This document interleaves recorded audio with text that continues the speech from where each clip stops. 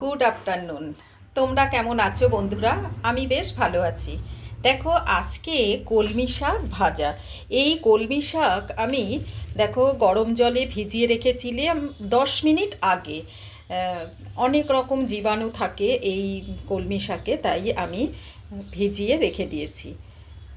দেখো, আমি তাই ভিজিয়ে রেখে দিয়েছি কলমি শাকটা 10 মিনিট আগে। এবারে আমি ভালো করে ধুয়ে রাখবো।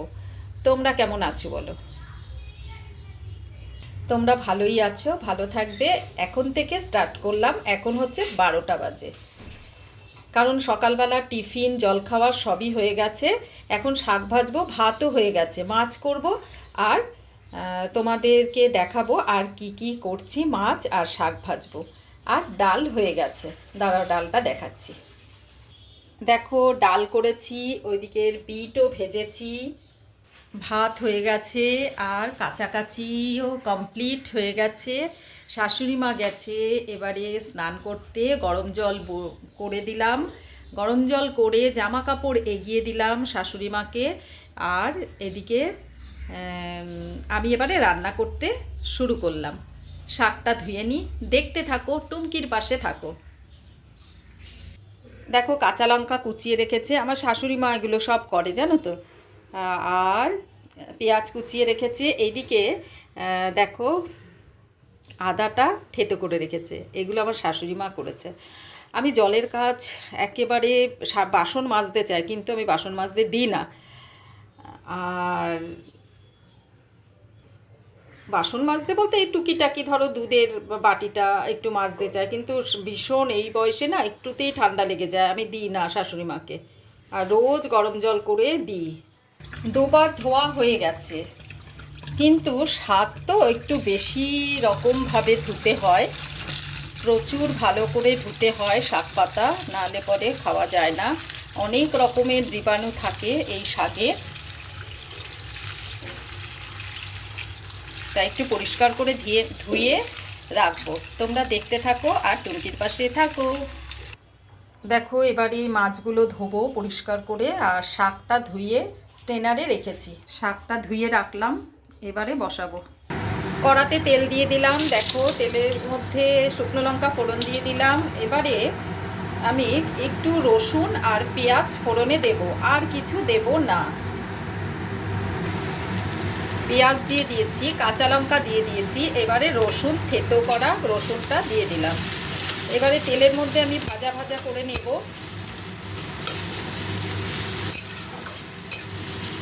ভাজা ভাজা হোক, একটু নুন দিয়ে দেব। নুন দিয়ে দিলাম।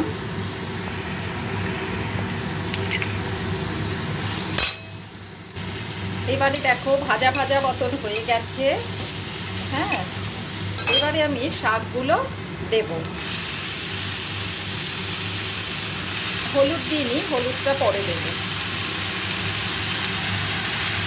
রসুনের গন্ধটা খুব ভালো বেরিয়েছে শাকের মধ্যে। এবারে দেখো, হলুদ দিয়ে দিলাম, নুন দিয়ে দিলাম, মিষ্টি দেব পরে। এবারে মজে আসুক, নাড়িয়ে চাড়িয়ে দিই, হতে থাকুক।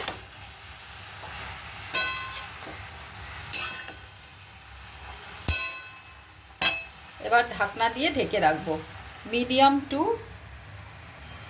এই যে লো ফ্লেমে রেখে দিই।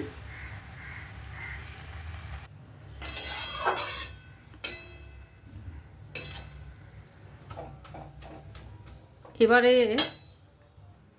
ফ্লেমটাকে আরেকটু বাড়িয়ে দিলাম। দেখো, বাড়িয়ে দিয়েছি। এবারে বেশি ঢাকনা চাপা দেব না, কারণ জল বেরিয়ে যাবে আর ল্যাটপাতে করবে, ভালো লাগবে না। কড়াইটা দেখো পুড়ে গেছে, ওই ঘরে গেছি, এই ঘরে কড়াইটা পুড়ে গেছে। এবারে একটু মাছ করব। হ্যাঁ, আমার যদি রান্নাটা তোমাদের ভালো লেগে থাকে তাহলে বেল আইকনটা অন করে রাখবে। আমি যখন যেরকম জিনিস দিই, সেই জিনিসটা তোমাদের যদি ভালো লেগে থাকে তাহলে তোমাদের সামনে চলে আসবে, তোমরা দেখতে পারবে। সর্ষের তেল দিয়ে দিলাম। আমি যা যা করি আমার সংসারে তোমাদেরকে দেখাই, রোজের রুটিন। এবারে মাছগুলো ভেজে নেব। আর এই কড়াতে তো দেখতেই পাচ্ছ শাকটা বসিয়েছি।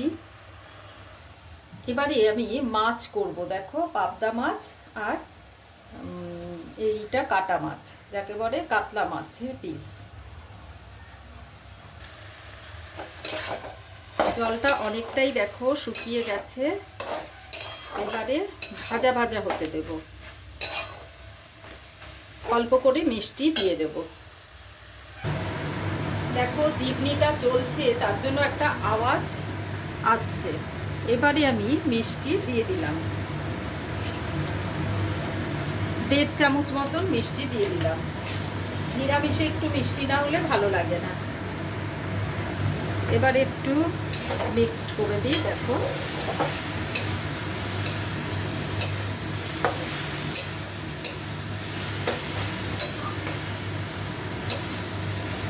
এক হাতে ক্যামেরা ধরছি, এক হাতে নাড়ছি।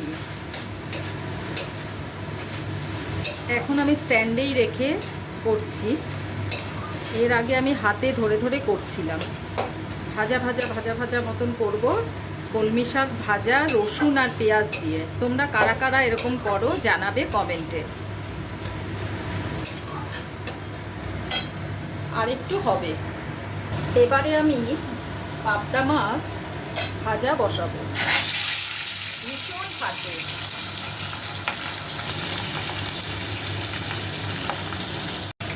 এবারে আমি মাছ দুটো উল্টিয়ে দিই। এই ভাজা মাছ খেতে খুব ভালো লাগে। আমার শাশুড়ি মা খুব ভালো খায় ভাজা মাছ,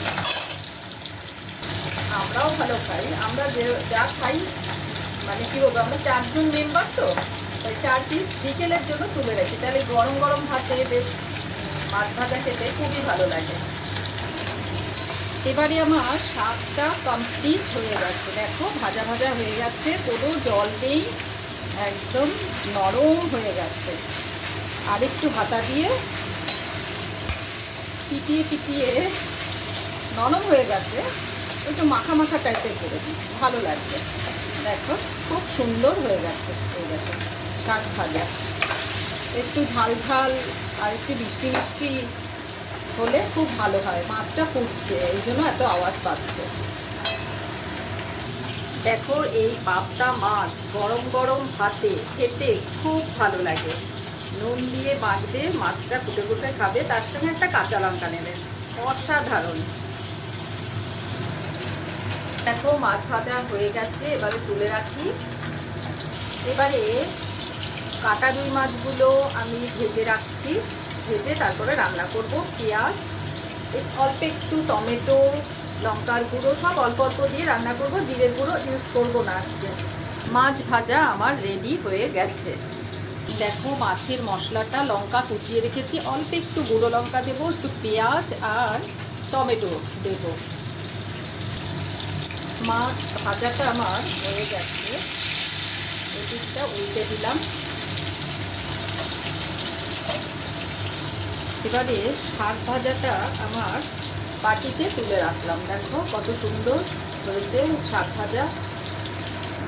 দেখো তেল আর বেশি দেব না, মাছ ভাজার তেল রয়েছে এর ভেতরে। এবারে জিরে ফোড়ন দিয়েছি, আর এবারে আমি এই মশলাগুলো দিয়ে দেব। আজকে বেশি মাছ না, অল্প একটুই মাছ।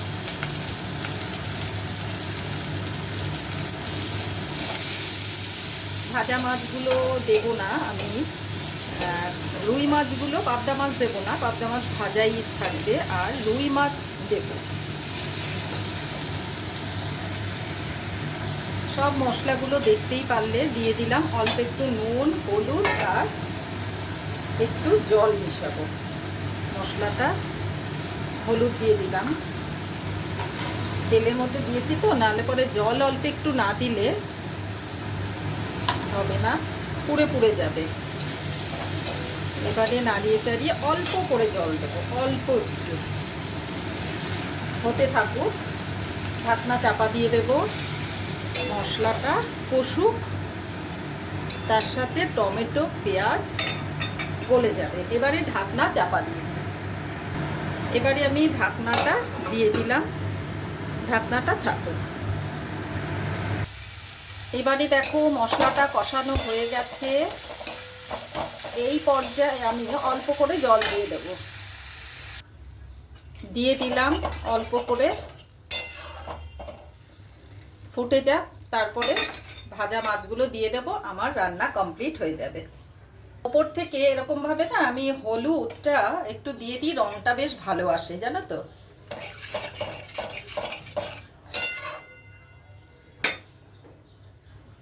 দেখো এই পর্যায়ে আমি মাছগুলো দিয়ে দিলাম।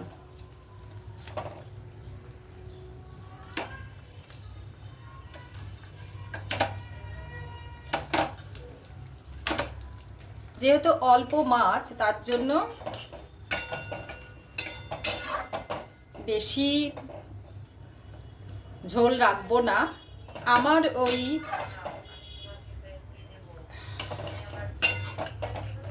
মাছের ঝোল রান্না যদি ভালো লেগে থাকে প্লিজ লাইক কমেন্ট শেয়ার করতে ভুলো না, আর টুমকির পাশে থাকতে ভুলো না। আজকে এই পর্যন্ত, তোমরা ভালো থেকো, সুস্থ থেকো, টাটা।